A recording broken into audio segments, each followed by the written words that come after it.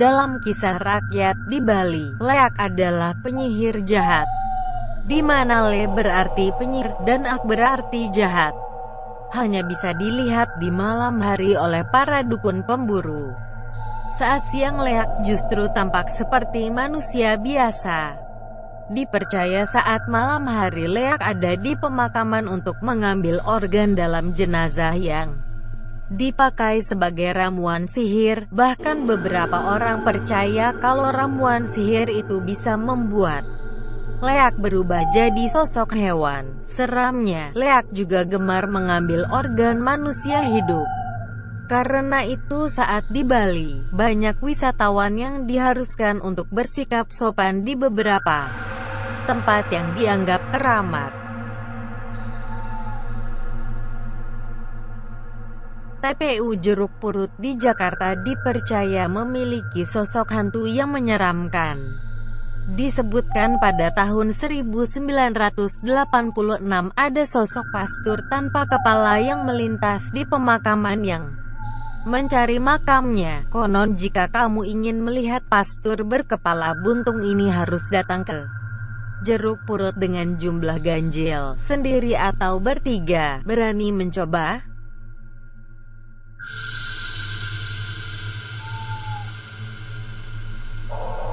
Menurut cerita kepercayaan masyarakat Minangkabau, Palasik adalah sejenis makhluk gaib yang bukanlah hantu namun manusia yang memiliki ilmu hitam tingkat tinggi. Palasik ditakuti oleh ibu-ibu hamil karena makanan Palasik adalah anak bayi yang masih di dalam kandungan atau yang sudah meninggal.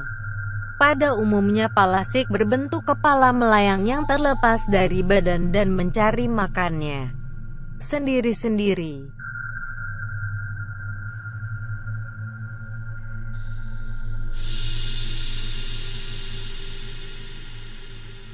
Tuyul adalah sosok hantu yang paling banyak tersebar di Indonesia, terutama Pulau Jawa. Digambarkan tuyul sebagai anak kecil atau orang kerdil berkepala gundul dengan kulit keperakan dan bersuara seperti anak ayam. Tuyul dipekerjakan untuk mencuri uang.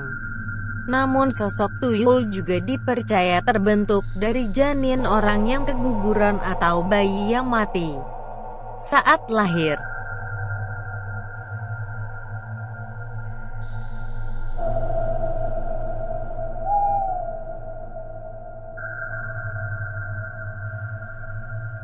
Genderuwo dikenal oleh masyarakat Jawa sebagai makhluk halus yang berwujud tinggi besar, kekar dan dipenuhi bulu lebat di seluruh tubuh. Dengan habitat kegemarannya adalah pohon besar yang teduh atau sudut lembab yang gelap. Cerita-cerita misteri menyebutkan bahwa genderuwo suka mengubah fisik menjadi seorang pria dan menghamili perempuan. Banyak orang percaya bahwa genderuwo adalah arwah orang meninggal yang belum mau naik ke akhirat.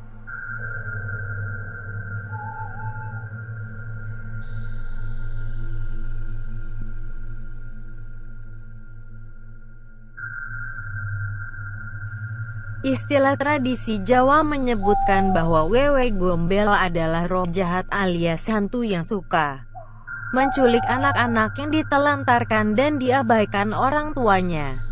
Cerita menyebutkan bahwa Wewe Gombel adalah roh seorang wanita yang meninggal bunuh diri lantaran dikejar masyarakat yang menuduhnya membunuh sang suami yang berselingkuh. Cerita lain menyebutkan bahwa kejadian ini sering terjadi di kawasan Gombel, Semarang. Ciri khas sosok ini adalah bentuk buah dadanya yang besar dan menjumbai panjang.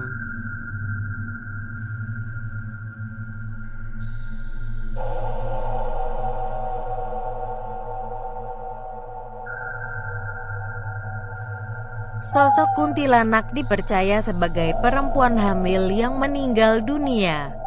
Dalam kisah rakyat Melayu, kuntilanak digambarkan sebagai perempuan cantik yang sering muncul bersamaan dengan bau harum bunga Kamboja. Kuntilanak konon menyukai pohon tertentu sebagai tempat bersemayam seperti pohon waru yang condong ke samping. Warudoyong, kuntilanak sering disebutkan mengganggu wanita hamil dan bayi. Masyarakat Indonesia percaya menangkal kuntilanak bisa menancapkan paku di bagian ubun-ubunnya.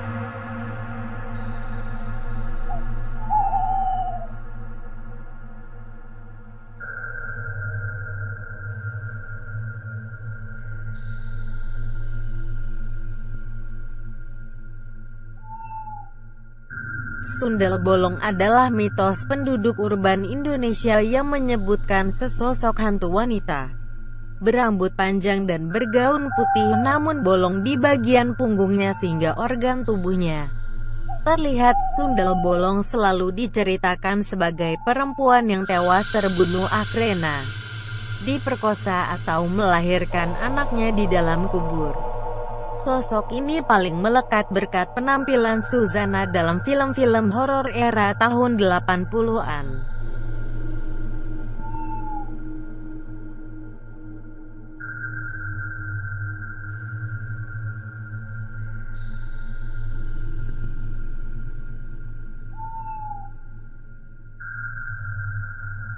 Rumah sakit di Jalan Salemba, Jakarta dipercaya sebagai lokasi pertama penampakan suster ngesot.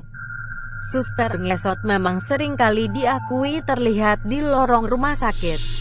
Sosok suster ini terjadi lantaran diperkosa oleh seorang pria yang akhirnya dia dibunuh dengan bagian kaki yang dilukai parah sehingga sosok hantunya menjadi suster yang ngesot karena tidak bisa berjalan. Membayangkan saja cukup mengerikan.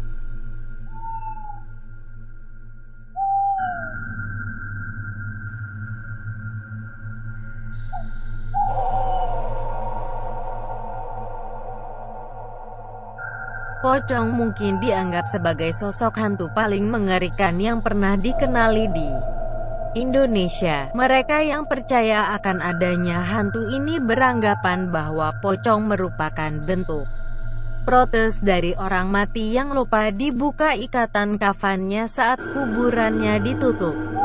Karena itu tak ayal banyak orang menggambarkan pocong melompat-lompat.